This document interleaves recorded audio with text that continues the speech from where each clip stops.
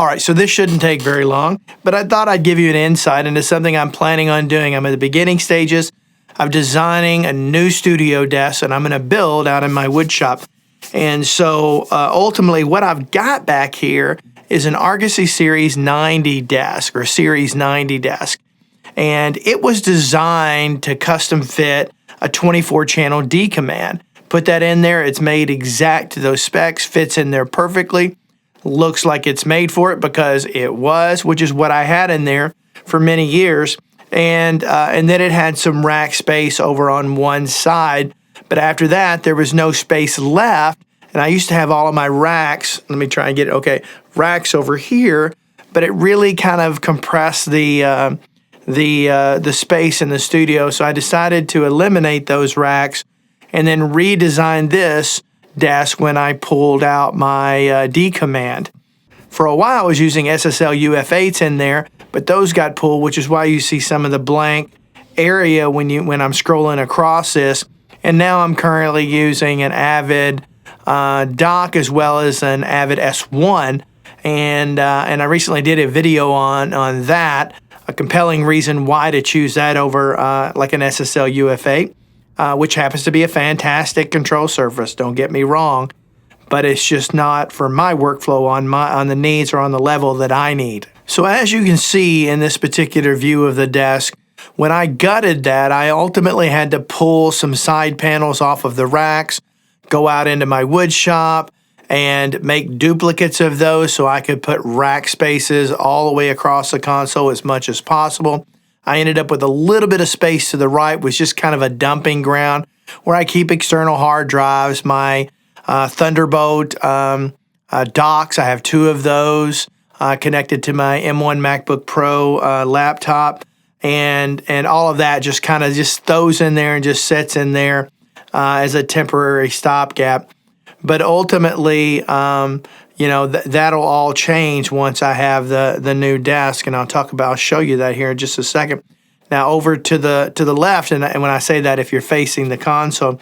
That is a BAE a 6-space 500 series rack without the rack ears. Now I've also got another one that you see in there with the rack ears. And so ultimately I had a local company make a custom made housing to be able to flush mount that particular unit in that space. And that was a great utilization of that space without having to take up so much rack space, considering I had the space available. So anyway, I thought that was kind of a cool idea. But anyway, I'm going to pull up an application right now called SketchUp Pro. I use that to do a lot of my woodworking designs and things like that. And so I'm going to show you here. Here you can see the studio desk that I'm working on at the moment that has also been designed to be able to house my Avid dock as well as my S1. And what I hope to have in there, let's kind of come back to me for a second. What I hope to have in there once I'm really done designing it, but this is just a concept for now, is to get some long drawer slides and then ultimately design that into the top of the unit to where I could have my control surfaces between the Avid S1, the Avid dock, as well as my Softube Console 1 to be able to have those up there. So if I want those front and center, I can just move them off to the side, left or right, and slide it back and forth. And once I get it there, lock it in. And so that's one of the things I'm kind of considering doing. That way I could utilize additional rack space that sits actually underneath the control surfaces, which would be kind of cool if you think about it. Underneath of that, so I just slide those out of the way, make whatever changes I need to, and then slide those back over. So that's not drawn into this design here. Let's go back to SketchUp. That's not drawn into this design right here. But what I'm trying to accomplish with that is get, you know, when you look back there and you see the decking of it where I have my monitors placed, as well as my studio LED monitor, or LCD monitor, what do you want to call it, my 4K display back there. You know, I wanted that to kind of sit lower, not have everything at such an angle to be able to do that. I saw some other great designs that look cool like that. And so ultimately, what I plan to do is when I actually get to the point of building this, I'm going to create a video that's done in stages so you can see how I go about this whole process. So maybe that might be something, if you have the tools and the skill set at home, that you could do. But anyway, that's what I plan on doing. So I thought some of you may find this interesting. Again, the design so far, that was the very first concept drawing that I did. I'm sure I'll do several more along the way.